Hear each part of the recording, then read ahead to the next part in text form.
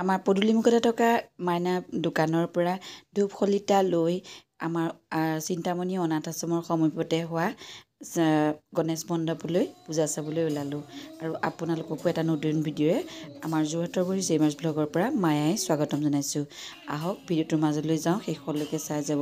কি সুন্দৰ এটি অনুষ্ঠান তাত হৈ আছে আৰু সেই অনুষ্ঠানটিত মই অকণমান ভাগ লৈ পেলাই ভাল লাগিলে আৰু অকণমান বহিলোঁ চাকি শলিতা জ্বলাই তাত মানে এই দিহানাম ভাগি উপভোগ কৰিলোঁ। সেইকাৰণে আপোনালোককো লৈ আহিছোঁ দিহানাম ভাগ অকণমান আপোনালোকে চাব পাৰিব। অসমৰ গাঁৱে ভূঞে চহৰৰ অলিয়ে গলিয়ে নামঘৰবিলাকত মন্দিৰত সকলোতে এতিয়া হৰিনামৰ ধ্বনি আৰু সেই হৰিনামৰ ধ্বনিয়ে আমাৰ অসমীয়া সাংস্কৃতিক জগতখন সুন্দৰভাৱে পৰিচালিত কৰি আছে।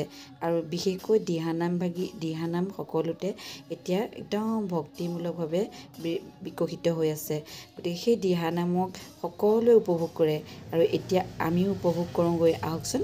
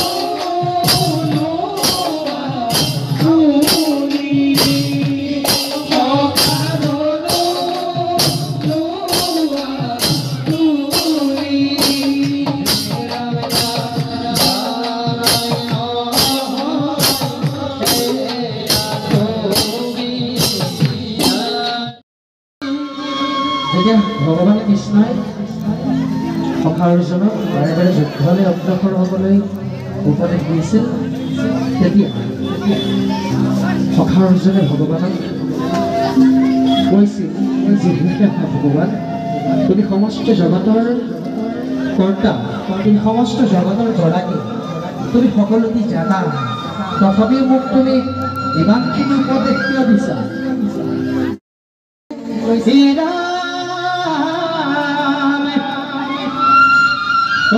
হে সখা নাৰায়ণ ভীষ্ম দ্ৰোণ জ্যেষ্ঠজন, হে সখা নাৰায়ণ।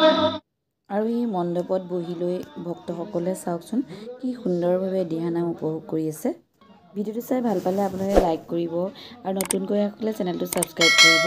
কাষত থকা বেল আইকন টিপি অল কৰি ল'ব। আহিবলগীয়া নতুন নতুন ভিডিঅ'বিলাক আপোনালোকে মোক সোনকালে পাব আৰু শেষলৈকে চাই যাব, আহকচোন। আমাৰ এই চিন্তামণি অনাথ আশ্ৰমৰ সমীপত হোৱা এই পূজা মণ্ডপভাগ আজি প্ৰায় 5 বছৰমানৰ পৰাই হৈ আছে আৰু আমি তালৈ প্ৰতি বছৰে যাওঁ। কিন্তু মই পাণ্ডৱৰ হৈ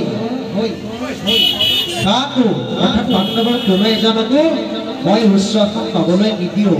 এতিয়া কথাটো হ'ল কি, আপোনালোকৰ মাজৰে পৰিচিত আমাৰ ককাইদেউ আছে, তেওঁ এই ভাৰতটো বহু পৰিমাণে কৰি থাকে। এই সংলাপটো মই তেওঁক কৰিবলৈ আহ্বান জনাইছোঁ যে কুৰুক্ষেত্ৰ মহাসমৰৰ সন্ধিক্ষণত ৰাজা দুৰ্যোধনে কি কৈছিল, কি ক'বলৈ বিচাৰিছিল আৰু কি কৈছিল আপুনি শুনিছোঁ আহক।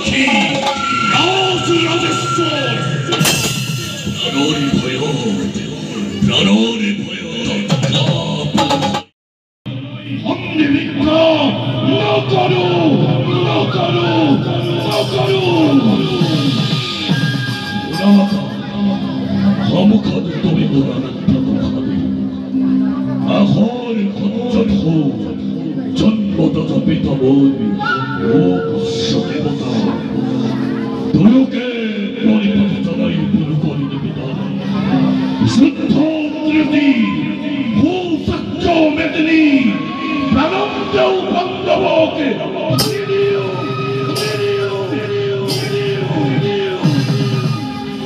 অবন গাছে যদি খুদর হস্তিনাপুর হোক সরিখার জীবন গাছে যদি রুঙ্গা রক্তগার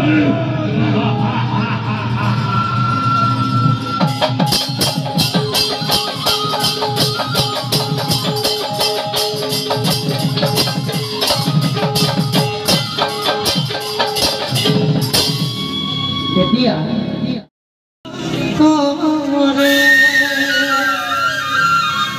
হে ৰাম ৰাম গৌৰ শৰণ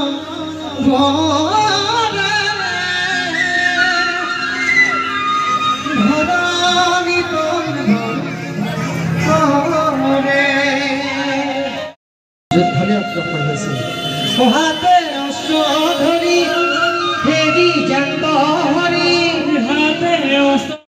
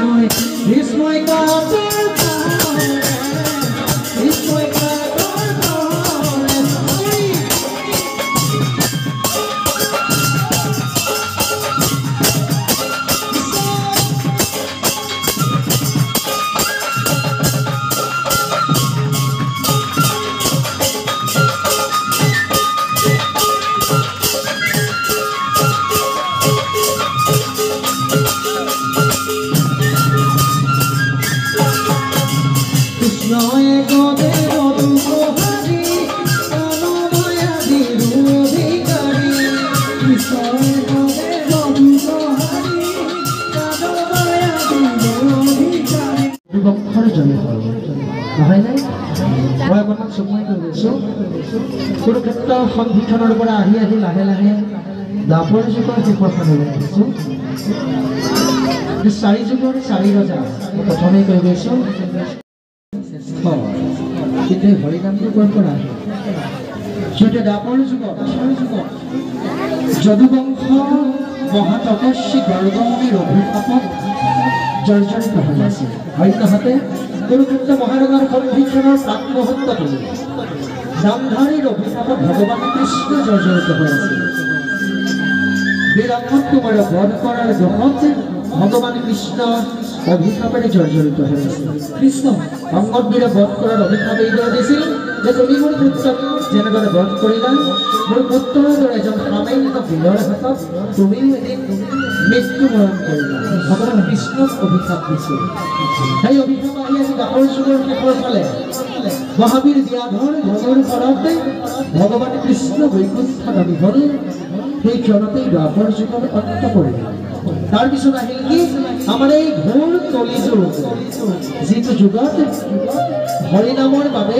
অন্য একো কৰ্মই আমাক ফল দিব নোৱাৰে আমি মলিনী মলিনী নামে কলিৰ দুই ভাৰ্যা কৃষ্ণ নলিনী আৰু মলিনী নামে কলিৰ জনে দুগৰাকী ভাৰ্যা আছে লোভ মোহ কাম ক্ৰোধ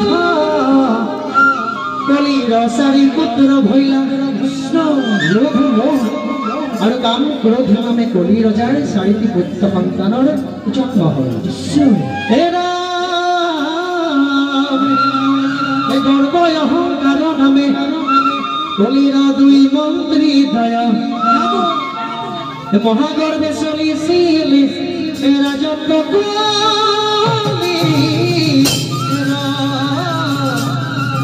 মহাগৰ্ভে চলিছিল ৰাজত্ব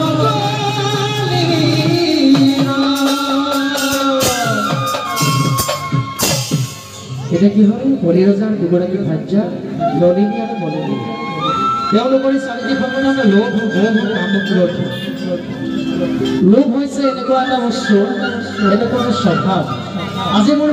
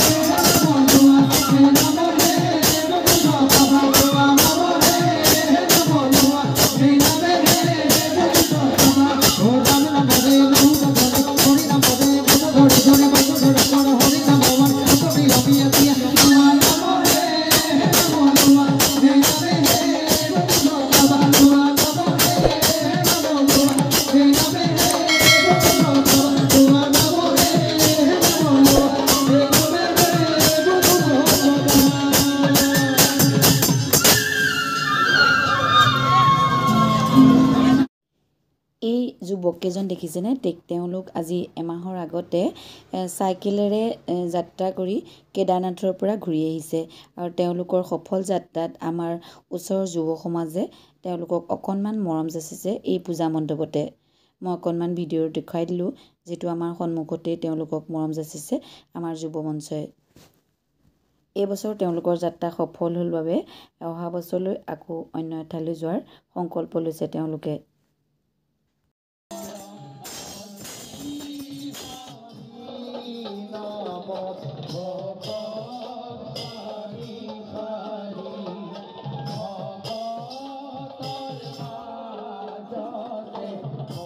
Oh